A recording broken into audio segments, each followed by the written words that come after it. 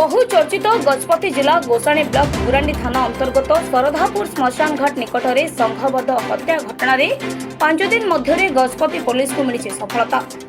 5 अभियुक्तों मध्य 2 जन को गिरफ्त कर सफल होइछि पुलिस। घटना संपृक्त अन्य 3 जन को अति शीघ्र गिरफ्त कराई उद्यम जारी रहिथिबा पारलाखेमुंडी एसडीपीओ माधवानंद नायक आयोजित सांबादिक सम्मेलन में सूचना प्रदान करिसेंति।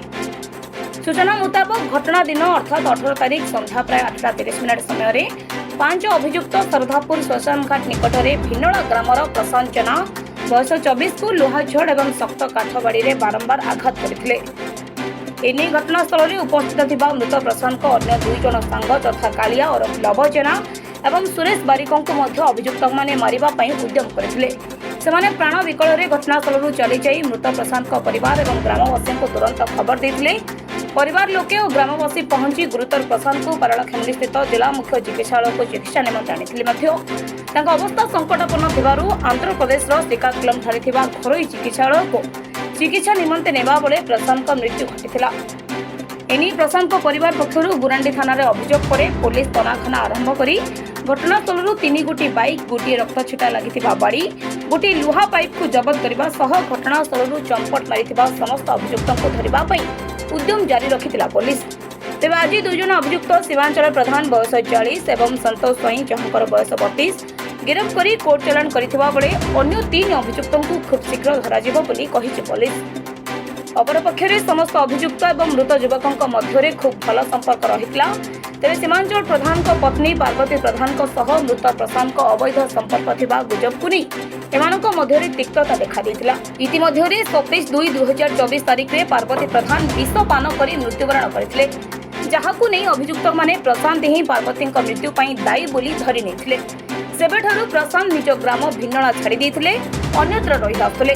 तेबे 18 तारिख रे निज ग्राम को आसिथिले। संध्या समय प्रशांत सरधापुर ग्राम निकटस्थ महेंद्र तनया ब्रिज निकट को कालिया और सुरेश को कौन काम डकाई सेठारे रखिथिले। एमानकु अभियुक्त सीमांचल देखि देथिबा बेले निश्चित प्रशांत एई अंचल रे रहिछि बोली अनुमान करथिले।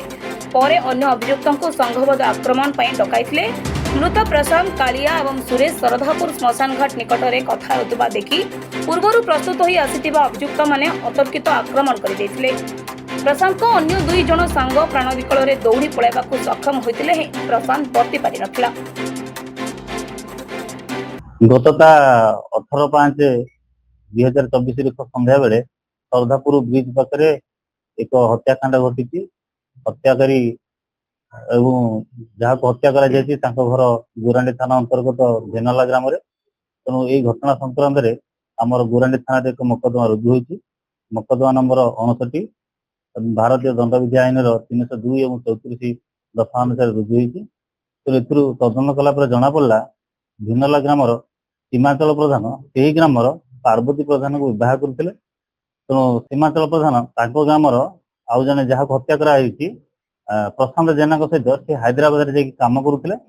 काम करने भितर सहित संपर्क बढ़ी। तो इत अवसर में प्रशांत जेना से गाँव में आसिक 4 वर्ष रोते, किंतु सीमांचल प्रधान से जाकि हैदराबाद में काम करुले। तेणु पूर्वर संपर्क को लेकिन प्रशांत जेना सीमांचल घर को जावास करती। किसी दिन तले अनुपस्थित सुजोग नहीं गाँव में किसी लोक मैंने गुंजरण सृष्टि कले सहित खराब संपर्क अच्छी बोली। तेणु 25/2/2024 दिन तांकर स्त्री विष भी आत्महत्या कले। ये आत्महत्या प्रशांत जेना दायी बोली सीमांचल प्रधान और तांकर संपर्क परिवार लोक मैंने संदेह कले। तेणु ताकू खोजिले मारदेवा। तो यही कथा जापर प्रशांत जेना बहुत दिन है गाँव से दिन ठारू से गाँव बाहर जाकि रोला। गाँव में बाहर रहीकि कुंडा बेपार करुला। मझे मझे से तार माँ पाक किसी पैसा देवा और किसी जिन देवाई घर पाखर 2 जन व्यक्ति सुरेश बारिक और कालिया जेना को फोन माध्यम डाकी हाथ में पैसा और जिन पठाती। यही कथा सीमांचल पथर घर लोक परिवार लोक जाणीगला से सन्देह कले प्रशांत जेना मझे मझे गाँव को आसूसी और जिन पत्र पठाऊँगी 2 जन लोक सहयोग कर गतिपथ को अनुसरण करुले।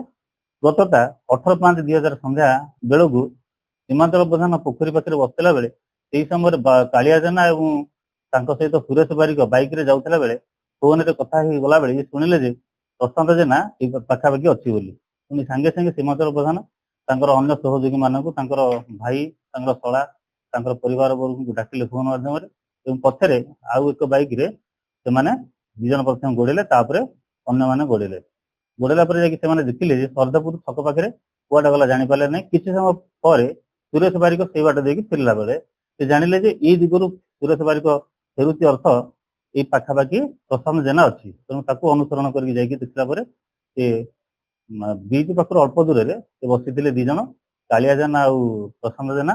ତାଙ୍କ ଭିତରୁ କାଳିଆ ଜେନାକୁ ପ୍ରଥମେ ମାଡ଼ ହେଲା, ସେ ଚିତ୍କାର କରୁଥିଲା। ତାପରେ ଅତର୍କିତ ଭାବରେ ପ୍ରଶାନ୍ତ ଜେନାକୁ ଲାଠି ଏବଂ ଆଇରନ୍ ପାଇପ୍ ଦ୍ୱାରା ମାନେ ମରଣାନ୍ତକ ଆକ୍ରମଣ କରିବା ଫଳରେ ସେ ଘଟଣାସ୍ଥଳରେ ମୁମୂର୍ଷୁ ଅବସ୍ଥାରେ ପଡିଥିଲେ। ତାପରେ ତାଙ୍କର ସ୍ଥାନୀୟ ଯୋଉ ଗାଁ ଲୋକ ଶ୍ରଦ୍ଧାପୁର ଲୋକ ସେମାନେ ଆସିଲେ ଏବଂ ଡିସିଜର ଘର ଲୋକ ମଧ୍ୟ ସେଠି ଯାଇ ପହଞ୍ଚିଲେ। ପହଞ୍ଚିଲା ପରେ ତାକୁ 108 ଆମ୍ବୁଲାନ୍ସ ଯୋଗେ ଜିଏଚ୍ଏସ୍ ମେଡିକାଲକୁ ଅଣାଗଲା। ଏଠାରେ ଡାକ୍ତର ତାଙ୍କୁ ଶ୍ରୀକାକୁଲମକୁ ରେଫର କରୁଥିଲା ବେଳେ ବାଟରେ ତାଙ୍କର ମୃତ୍ୟୁ ହେଲା। ତଦନ୍ତ କଲା ପରେ ଜଣାପଡ଼ିଲା ଏହି ଘଟଣାରେ ସମ୍ପୂର୍ଣ୍ଣ ଭାବରେ 5 ଜଣ ଅନ୍ତର୍ଭୁକ୍ତ ଅଛନ୍ତି। ସେଥିମଧ୍ୟରୁ ଆମେ ସୀମାଞ୍ଚଳ ପ୍ରଧାନ ଏବଂ ସନ୍ତୋଷ ସ୍ୱାଇଁଙ୍କୁ ଗିରଫ କରିଛୁ।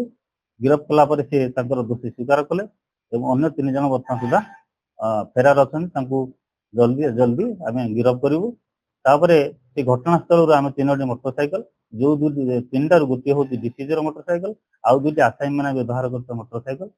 ସେ ଯୋଉ ବ୍ୟବହାର କରିଥିଲେ ମାନେ ମାରଣାସ୍ତ୍ର ଲୁହା ପାଇପ୍ ଏବଂ କାଠ ବଲ୍ହା ତାକୁ ମଧ୍ୟ ପୁଲିସ ସିଜ୍ କରିଛି ଏବଂ ତାଙ୍କୁ ଗିରଫ କରିକି ଆଜି ମାନ୍ୟବର ଅଦାଲତରେ ହାଜର କରାଯିବ। ବ୍ୟୁରୋ ରିପୋର୍ଟ ବିପ୍ଳବୀ ପରିକ୍ରମା।